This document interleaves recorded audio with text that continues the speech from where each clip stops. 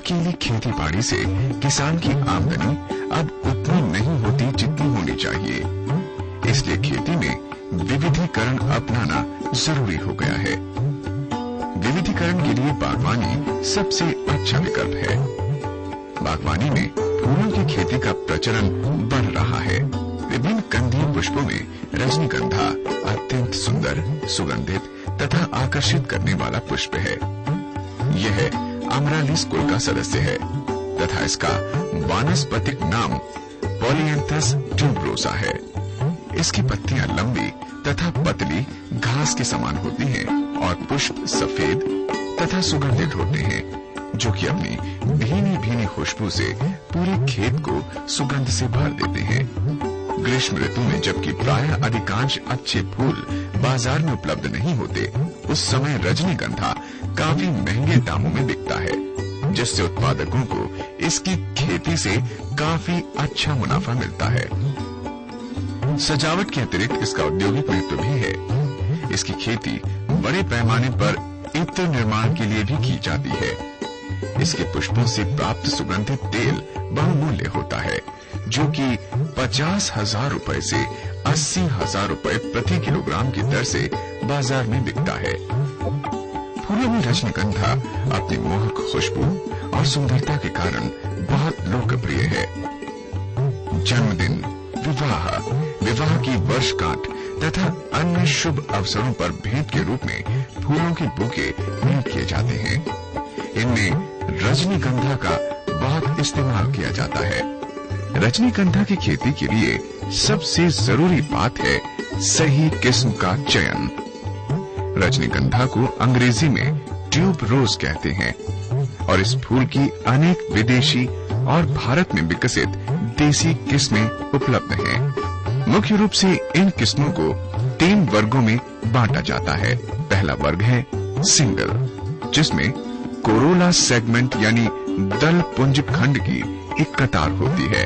दूसरा वर्ग है उन किस्मों का जिन्हें सेमी डबल कहते हैं। इनमें दल पुंज खंड की 3 कतारें होती हैं।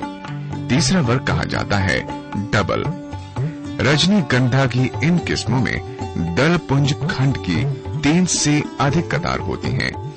हमारे देश में कलकत्ता सिंगल और मैक्सिकन सिंगल की खेती बड़े पैमाने पर की जाती है। इनसे अच्छी पैदावार मिलती है और बाजार में इनकी अच्छी मांग है। राष्ट्रीय वानस्पतिक अनुसंधान संस्थान लखनऊ द्वारा 2 रंग की पत्तियों की 2 किस्में विकसित की गई हैं, जिसमें एक है स्वर्ण रेखा। इस पर डबल टाइप के फूल आते हैं और इसके पत्तियों के किनारे हरे और सुनहरे रंग के होते हैं। दूसरी है रजत रेखा। इस पे पत्तियों के मध्य चमकीली धारी मिलती है। इसके अतिरिक्त भारतीय उद्यान अनुसंधान संस्थान बंगलोर द्वारा भी 2 प्रजाति विकसित की गई, जिसमें एक है श्रृंगार और जिसके फूलों का रंग गुलाबी होता है, और दूसरी है सुवासनी। इसके फूलों का रंग सफेद होता है। श्रृंगार और सुवासनी दोनों संकर प्रजाति हैं और जो सामान्य रूप से हमारे यहाँ पे प्रजातियां उगाई जा रही हैं, उनके तुलना में इन प्रजातियों का उत्पादन 25 से 30% अधिक पाया गया है। सही किस्म का चयन करने के बाद खेत की तैयारी करना जरूरी है। रजनीगंधा की खेती के लिए मिट्टी भुरभुरी होनी चाहिए।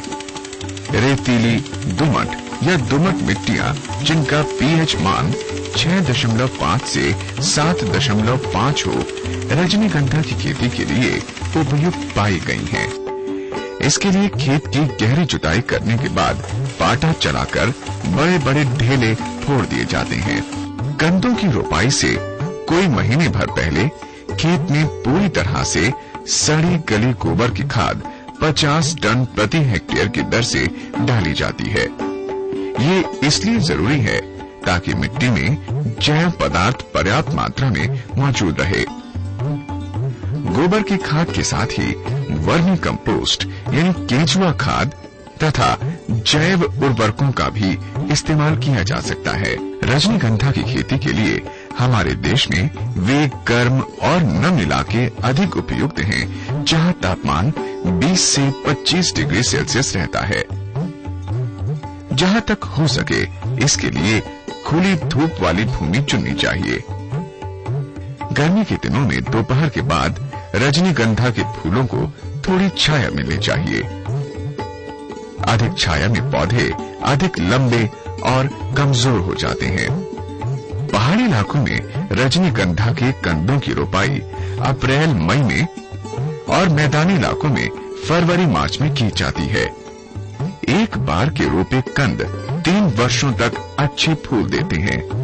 3 वर्ष बाद कंदों की रोपाई दोबारा करनी चाहिए। रोपाई के लिए स्वस्थ और सपाट कंद चुनने चाहिए। 1.5 से 3 सेंटीमीटर व्यास वाले कंद चुनने से फसल अच्छी होती है। कंदों का आकार तिकोना हो और वजन 30 से 60 ग्राम हो तो अच्छा रहेगा। कंदों की रोपाई के लिए कतारों के बीच 20 सेंटीमीटर और पौधों के बीच भी 20 सेंटीमीटर की दूरी रखें। इन्हें 4 से 5 सेंटीमीटर की गहराई में रोपने पर सबसे अच्छे फूल मिलते हैं। रेतीली मिट्टी में अधिक गहराई में बो सकते हैं। ताजे कंदों की रोपाई नहीं करनी चाहिए, क्योंकि ताजे कंदों से विकसित पौधों में बढ़वार तो अधिक हो जाती है, लेकिन फूल कम लगते हैं। इसलिए ताजे कंदों को कुछ समय तक भंडारित करके ही रोपना चाहिए। रोपाई से पहले कंदों को ब्लाइटॉक्स या बाविस्टिन नामक फफूंदनाशी दवा से या जैव फफूंदनाशियों से उपचारित करें। हमारे देश में अब अनेक बायोफंजीसाइड मिलते हैं, जो रासायनिक दवाओं से अधिक कारगर हैं। 2 से 3 ग्राम दवा प्रति लीटर पानी में घोलकर कंदों को कुछ देर डुबोएं। उसके बाद छाया में सुखाकर रोप दें। रजनीगंधा के बीज का उपचार जरूर करें। उसके लिए 2 तरीके हैं। अगर हम ट्राइकोडर्मा नाम के जैविक फफूंदीनाशक से, जो हमारा मित्र फफूंदीनाशक है, उससे बीज उपचार करेंगे और भूमि का उपचार करेंगे तो निश्चित रूप से हमारी फसल भी बढ़ेगी और हमारी फसल में कोई रोग नहीं लग पाएगा। उसके लिए हम कंद के उपचार के लिए 100 लीटर पानी, उसमें लगभग 500 ग्राम ट्राइकोडर्मा घोल लेते हैं और उसमें लगभग 5 मिनट तक अपने कंदों को डुबा लेते हैं। उसके बाद कंदों को सुखा करके तब खेत में उनकी बुआई करते हैं। लेकिन मैं किसान भाइयों को यह भी सलाह देना चाहूंगा कि जिस भी खेत में वो रजनीगंधा उगाना चाहते हैं, उसकी भूमि का उपचार भी जरूर कर लें। उसके लिए ट्राइकोडर्मा सबसे उत्तम है। ट्राइकोडर्मा की 1 किलोग्राम मात्रा 20-25 किलोग्राम सड़े हुए गोबर की खाद में मिलाकर के छाया में सुखा दें और खेत की तैयारी करने से 8 दिन पहले ये प्रक्रिया पूरी कर लें।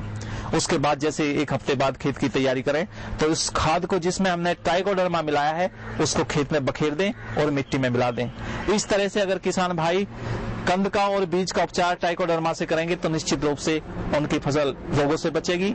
आमतौर पर रोपाई के लिए प्रति हेक्टेयर 2.5 लाख कंदों की जरूरत पड़ती है। रजनीगंधा के बड़े कंदों को तेज चाकू से 3 भागों में काट कर बोएं तो कंदों के खर्च में बचत की जा सकती है। इस तरह काटे गए कंद के हर टुकड़े में एक कली जरूर होनी चाहिए और नीचे का भाग भी जरूर वैसा ही लगा रहे। नीचे के भाग से जड़ों के साथ बल्बलेट्स यानी छोटे छोटे कंद फूटते हैं। मिट्टी की जांच करा के आमतौर पर 100 किलोग्राम नाइट्रोजन, 50 किलोग्राम फास्फोरस तथा 50 किलोग्राम पोटाश प्रति हेक्टेयर देनी होती है। जैव खाद और जैव उर्वरक का इस्तेमाल करके रासायनिक खाद की पूरी या आधी बचत कर सकते हैं। नाइट्रोजन वाला उर्वरक 3 किश्तों में दें। रजनीगंधा के खेत में पानी की निकासी का अच्छा इंतजाम हो। पानी खेत में खड़ा न रहे, नहीं तो कंद सड़ जाते हैं। खेत में खरपतवारों को निकालने के लिए खुरपी से निराई गुड़ाई की जा सकती है। खरपतवार नाशी दवा एट्राजिन भी 3 किलोग्राम सक्रिय तत्व प्रति हेक्टेयर की दर से इस्तेमाल की जा सकती है। मानसून में रजनीगंधा के पौधों की जड़ों में स्क्लेरोशियम फफूंदी लग जाती है। जड़ और कंदों पर गहरे बादामी रंग के धब्बे बन जाते हैं। इसकी रोकथाम के लिए मानसून से पहले मिट्टी के पास की पुरानी और सूखी पत्तियां तोड़ दें और जमीन के पास वाले हिस्से में फफूंदनाशी दवा जैसे कि वेनलेट या कार्बेंडाजिम का इस्तेमाल करें। कभी कभी फूलों पर फ्लावर ब्लाइट यानी फूलमारी रोग लग जाता है। इसके कारण फूलों पर गहरे बादामी धब्बे बन जाते हैं। ये बोट्राइटिस फफूंदी के कारण होता है। इसकी रोकथाम के लिए भी फफूंदनाशी दवाओं जैसे कि कार्बेंडाजिम या इप्रोडायोन का भी या फिर जैव फफूंदनाशियों का उपयोग करें। कभी कभी कुछ कीट इसकी फसल पर आक्रमण करते हैं, जिसे सामान्य कीटनाशकों का छिड़काव करके नियंत्रित किया जा सकता है। अगर हम अक्टूबर के महीने में जहां पर अंडे दिए टिड्डों ने, उस मेंढों की खुदाई कर दें, उनकी छिलाई कर दें, खाली स्थान जो हमारे अक्टूबर के महीने में खेत में है, उस खाली स्थान की जो ट्यूबवेल के पास भी होता है, खुदाई कर दें तो वो अंडे सारे के सारे ऊपर आ जाते हैं और आने वाले सीजन में टिड्डे हमारी फसल में नुकसान नहीं कर पाते।